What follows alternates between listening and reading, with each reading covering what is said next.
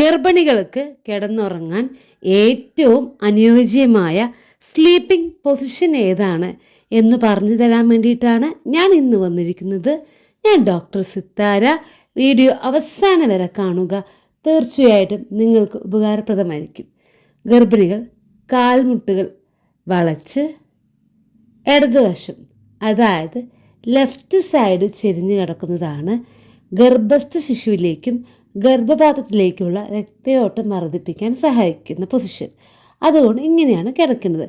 ഇനി ചെറിയ ഇടവേളകളിൽ വലതുവശം ചെരിഞ്ഞ്, അതായത് റൈറ്റ് സൈഡ് ചെരിഞ്ഞ് കിടക്കുന്നതിൽ തെറ്റില്ല. പക്ഷെ ഒരുപാട് സമയം അങ്ങനെ കിടക്കരുത്.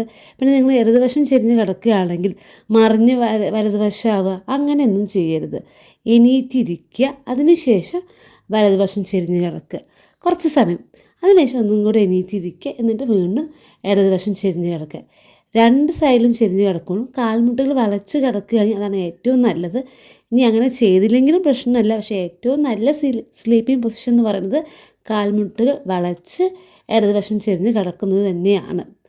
എല്ലാവർക്കും ഈ വീഡിയോ ഹെൽപ്ഫുള്ളായി വിശ്വസിക്കുന്നു. ഇനിയും ഇതുപോലെ നിങ്ങൾക്ക് ഹെൽപ്ഫുള്ളായിട്ടുള്ള മറ്റൊരു വീഡിയോയുമായി കാണുന്നത് വരെ താങ്ക് യു.